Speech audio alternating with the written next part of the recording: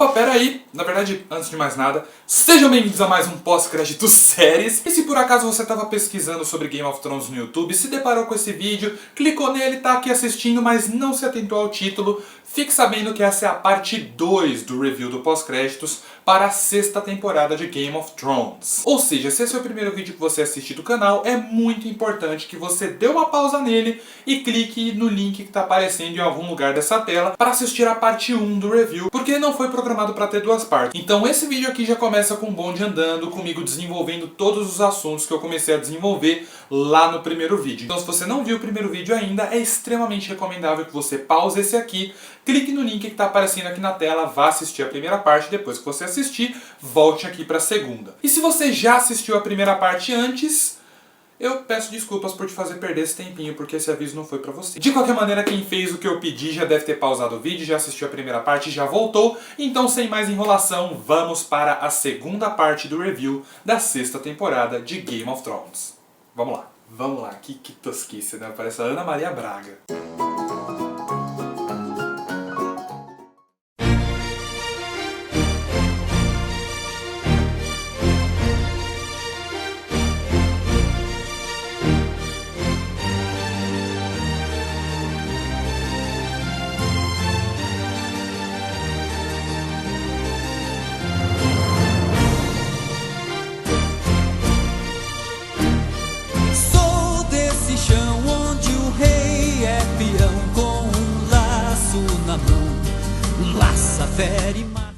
E aí eu falei que eram dois, mas na verdade eu vou falar de 3 grandes momentos dessa temporada, né? Os 3 grandes episódios da temporada, que foi The Door, o 5º episódio dessa temporada, Battle of the Bastards e Winds of Winter, o 9º e o 10º episódios. Foram 3 episódios absolutamente espetaculares em todos os sentidos, os 3 extremamente bem dirigidos, a direção desses 3 episódios foi fantástica, os 3 muito bem escritos e os 3 muito importantes para a história da série, né? The Door meio que concluiu o plot do Bran, que mal tinha começado, né? Ele apareceu ali no 2º, 3º episódio, no 5º já tinha feito merda e acabou tudo. Isso foi algo, aliás, que me deixou levemente frustrado, né? Eu pensei que ele ia aparecer muito mais nessa temporada, mas não, a trama deles resolveu rapidamente porque ele esmerdalhou tudo ali, né? E tudo foi muito bem construído. Por mais que ele tenha esmerdalhado tudo, a ideia do Bran agora ser o Corvo de 3 Olhos não deixa de ser interessante. Max von Sydow, que era o Corvo de 3 Olhos original, fez um excelente trabalho na série. Foi uma ótima participação, foi uma adição bacana no elenco. Acho que foi por isso que eu fiquei meio frustrado também quando a trama acabou rápido demais, porque eu queria ver mais de Max von Sydow em Game of Thrones, né? Tava bem legal. Mas enfim, toda a cagada que o Bran fez resultou ali no momento mais difícil de assistir de Game of Thrones. Acho que nem o Casamento Vermelho me abalou tanto quanto a frase Eu fiquei realmente triste por uns 2, 3 dias. Eu não acreditei quando eu vi o episódio. Eu fiquei meio desnorteado, assim, não conseguia conversar direito com a galera quando o episódio acabou. Porque é o Hodor. E a cena toda foi um primor. O Jack Bender, que foi o diretor desse episódio, ele é um mestre em fazer essas cenas reveladoras e emocionantes. Ele foi o principal diretor de Lost aí durante as 6 temporadas da série. E ele sempre soube fazer cenas-chave ali em Lost, né? Ele sempre soube construir cenas reveladoras ou cenas que misturavam revelação e emoção.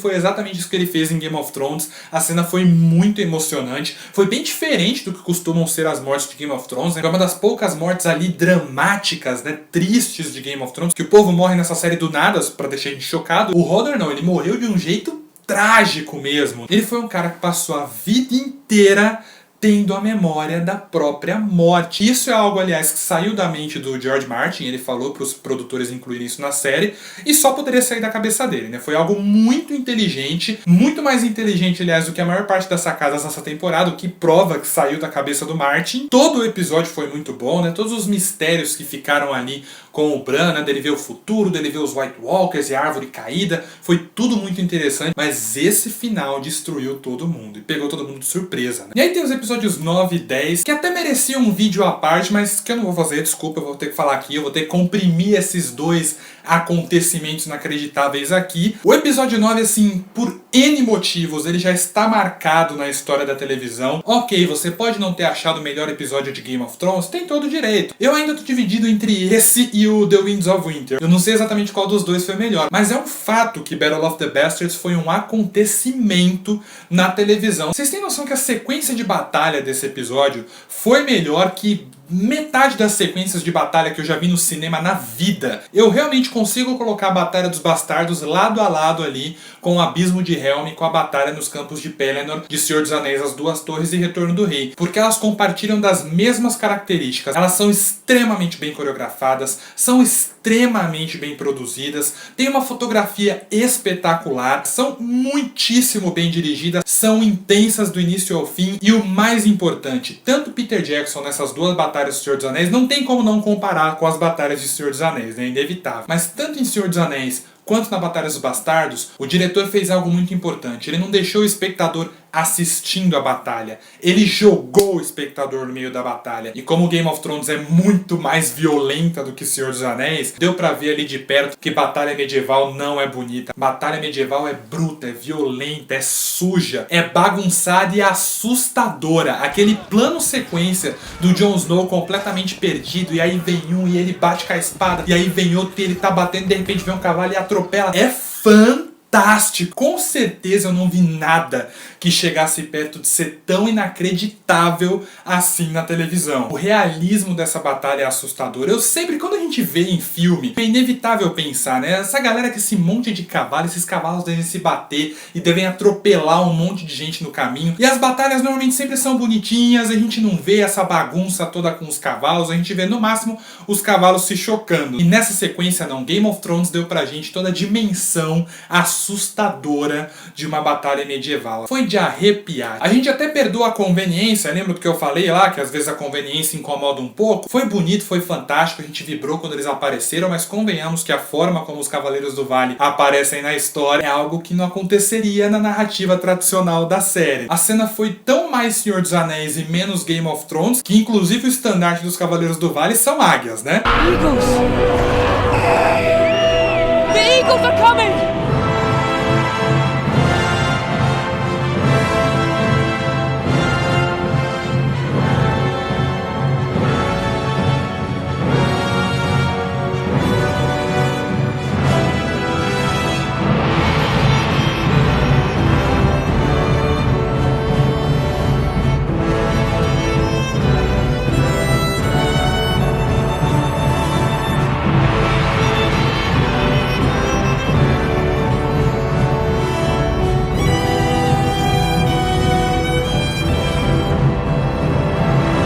Mas valeu, foi bonito de se ver. O payoff de ver a cara do Ramsay Bolton virando patê foi lindo demais, o Jon Snow ali. E a Sansa, o discurso da Sansa fantástico também. O final do Ramsay, assim, todo mundo falou que ele devia sofrer mais, eu concordo, mas pra mim o final dele foi bem satisfatório, foi totalmente condizente com todo o horror que foi o personagem. Eu achei muito legal que no making of o Kit Harington ele fala que a intenção da cena do Jon Snow batendo do Ramsay era de drama pro Jon Snow, né? Era pro público ver o Jon Snow perdendo a cabeça. Mas na verdade a reação do público foi um pouquinho diferente, né?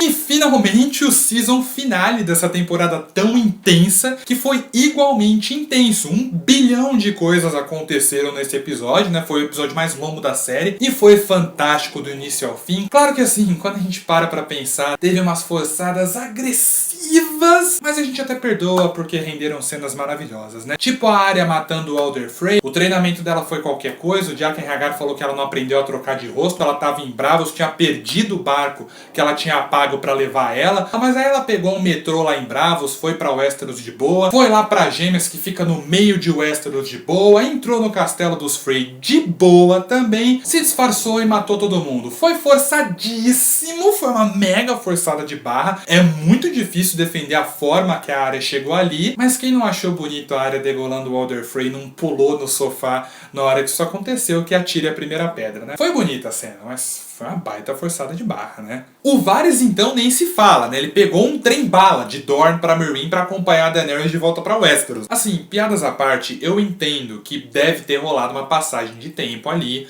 entre o Varys em Dorne e o Varys junto com a Daenerys em Meereen e entre a área em Bravos e a área de volta lá em Westeros. Só que o problema é que a série nunca deixa isso claro. Eu não tô falando de deixar claro, tipo, aparecer na tela escrito, sei lá, 3 semanas depois. Não é isso que eu quero. Mas uma edição bem feita já faz o espectador perceber que rolou uma passagem de tempo ali. E é impossível assistir esse episódio sem imaginar que tem alguma coisa de muito errada na área. Já tá no meio de Westeros e no Varys aparecer do lado da Daenerys no final do episódio. Mas enfim, já aconteceu, parece que eles sabiam que isso seria um furo, eles compensaram com uma morte absolutamente fantástica do Walder Frey, né? E se isso não foi o suficiente para compensar esses furos no roteiro, a inacreditável sequência inicial que rola em King's Landing, sem dúvida deve ter sido o suficiente.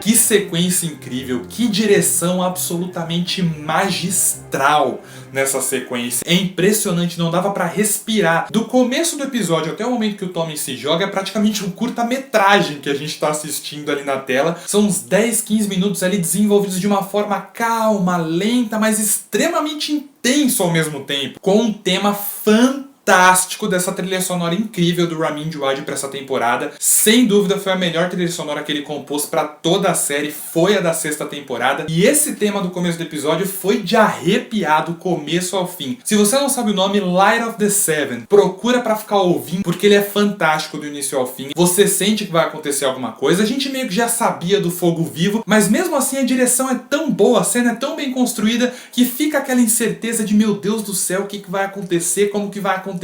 E foi inacreditável o High Sparrow ali explodindo como se fosse uma fênix louca. Fiquei chocado, nem tanto com a morte dele, porque já esperava que ele fosse acabar desse jeito, mas fiquei chocado com a morte da Margaery, cara, uma baita personagem importante, talvez uma das personagens mais importantes da série nesse momento. Ela tava ali no Jogo dos Tronos, a gente ficou na expectativa quando ela entregou a flor ali pra avó dela, o que será que ela vai fazer, e morreu. E cara, a Cersei é uma cretina. Ela é uma baita vilã, uma filha da mãe. Mas fala a verdade, tem que bater palma pro que essa mulher fez nesse episódio. Uma temporada inteira só falando que ia fazer e acontecer, e a gente até zoando. Eu tava achando chata até a trama dela, né, dela só prometendo. Mas, putz, se eu soubesse que era isso que ela ia fazer, eu tinha ficado quieto, tinha só esperado pra ver o que ia ser. A cena dela só olhando ali, bebendo vinho. Que atuação da Lena Headey, uma excelente atriz. Ela já é ótima desde a primeira temporada, ela merece um Emmy já faz tempo. Ano passado, não sei porque ela não ganhou, esse ano ela tem que ganhar. O resultado disso tudo,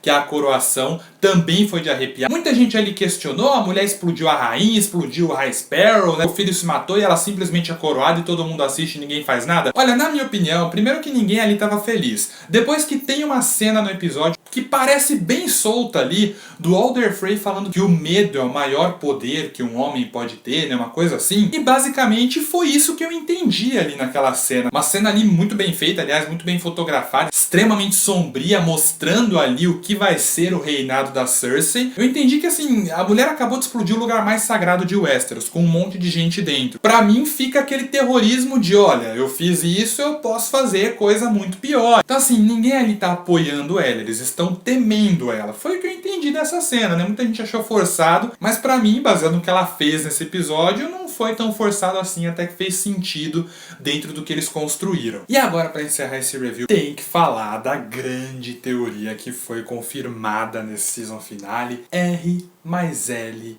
é igual a J. Assim, era óbvio, todo mundo já sabia que ia acontecer, mas todo mundo queria ver acontecendo. E os roteiristas não decepcionaram, a revelação foi muito bacana, foi bem emocionante. Tudo bem que é a mesma coisa da área, né? A cena foi muito legal, mas o contexto foi meio bizarro, né? O Benjen deixa o Bran ali nos domínios da muralha e o Bran simplesmente decide que, eu preciso aqui tocar numa árvore pra ver o negócio. Mas a cena em si foi muito legal, todo mundo já sabia o que ia ser, né? Todo mundo já esperava, mas não deixou de ser uma grande revelação que muda aí o panorama da série e deixa aí o futuro completamente incerto, né? O que vai ser, como que o Jon vai descobrir isso, como que o Bran vai reagir a isso, e como que vai ser essa relação entre o Jon e a Daenerys. Será que o Jon ele vai atrás do Trono de Ferro? Ele nunca se empolgou muito em liderar, né? Será que quando ele descobrir que ele é um Targaryen, ele vai querer ali reclamar o Trono de Ferro? Como que vai ser a relação dele com a Daenerys? O que nos reserva a 7ª temporada? Foi o melhor season finale da série de longe, um monte de coisa se encerrou, um monte de coisa virou de ponta cabeça,